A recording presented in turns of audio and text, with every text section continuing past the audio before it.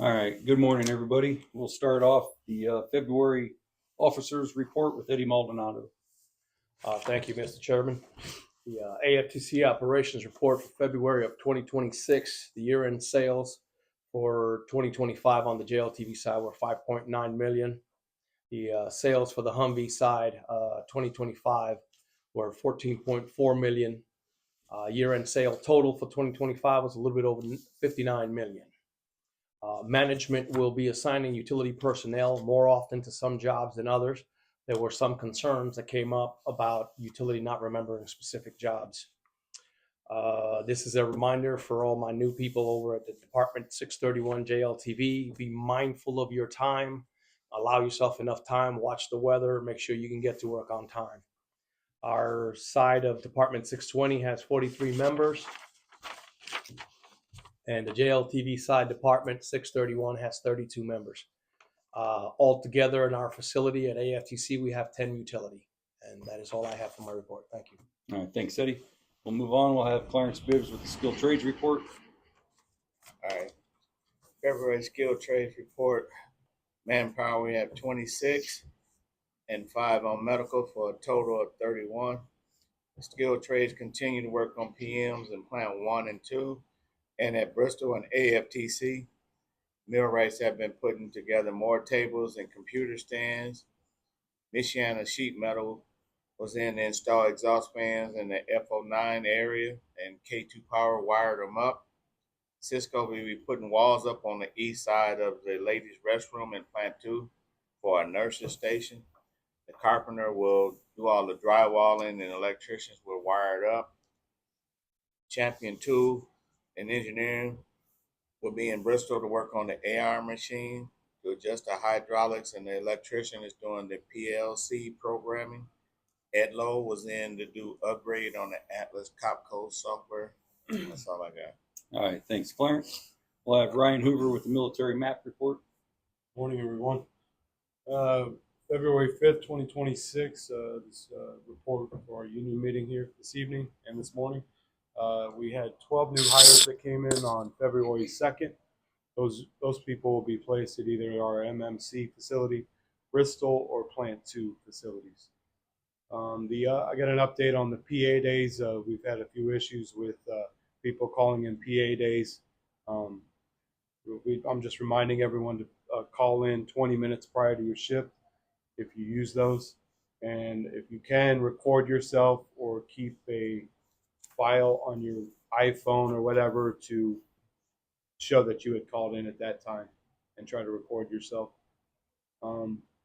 We have an update on vacations for the plant shutdown 2 weeks, March 31st. The adjusted postings from June 29th to July 6th will be the 2 weeks, and return July 13th. Possible change could that could possibly change by March 31st.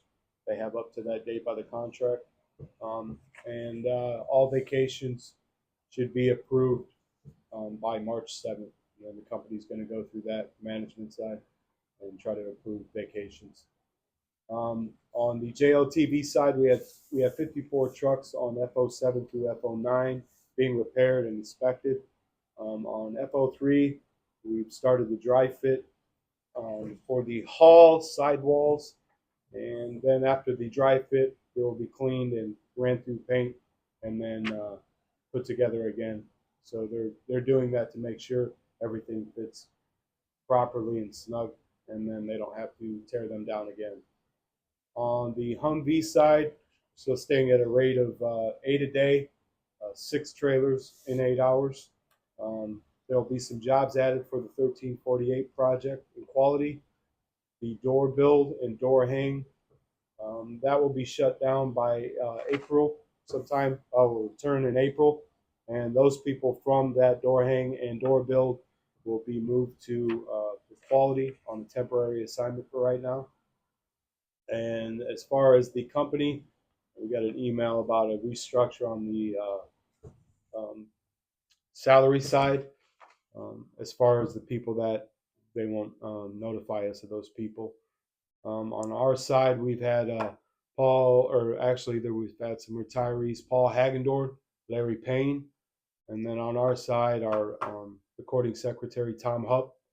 He had, I think, 46.3 years of service. And Don Brady will be retiring this Friday. As far as future work, there's been a posting on the defense blog, posted on January 31st of 2026. Israel contract for what is this? The $1.98 billion contract for JLTV variants, A2 trailers, and etc. For 3,250 JLTV trucks to be built. And that's all I have. All right, thank you, Ryan. I do want to talk, when Ryan was talking about the PA days, when you call in 20 minutes prior to your shift, make sure that you state that you're taking a PA day. Don't just call in and say that you won't be in, because they will give you absence for that, a call in with absence. So just make sure you state that it's a PA day when you call that in. The contract books, we finally met with the company, agreed on a font size and the size of the book. The first ones they were trying to print out were just too small. They were hard to read, very small font. So now they will be printed off on an 8x11 sheet, and the font will be right around the legal size of a 12 font. So they're getting those printed up. We'll get them out as soon as we get them. We'll make sure everybody knows. You'll be able to come up to the committee room, and we'll have a sign-up sheet, seniority list, and we'll check off that everybody got a contract book. I know Ryan talked about the shutdown schedule. So that is the week of June 29th and July 6th. It's tentative because the company does have the ability to change that up until March 31st. I know we talked about vacation scheduling. The new language in the contract book says that the company will give you notice within 2 days of applying for your vacation. We sat down, captured the minutes from a meeting that we had to make sure. What we're trying to do is put a handout to all our stewards, so they're very clear on how this works. We do have a follow-up meeting because there's one sticking point that we have, but so that we're just trying to put out a vacation schedule and an explanation and intent of what that 2-day business days mean. Once we get that finalized, we will get that out to the stewards, and we'll explain that probably in the next stewards meeting. We're hoping to have that done by then. I know these guys are doing a lot better job on their reports. That leaves me a little bit less to talk about, which is great. We have the election committee signups that's going on currently. So if anybody that's in good standing would like to sign up for the election committee, please do that. We're always looking for people to sign up for that. It's one of the few committees that you get paid lost time to be on. That is a very big perk. We have our triennials coming up in May, so you will be off your job for a few days to do these elections. But the signups are from February 2nd to February 10th. So be sure, if you're interested in that, to sign up for that. One little caveat to the election committee is you can't run for any elected position that is governed by the election committee. So as long as you're a member in good standing, you're eligible to sign up. If you want to be part of the bargaining committee or e-board, joint council, those kind of committees, you will not be able to be on the election committee and run for those positions. So just keep that in mind when it comes to that. You can still be a steward because that's not governed by the election committee.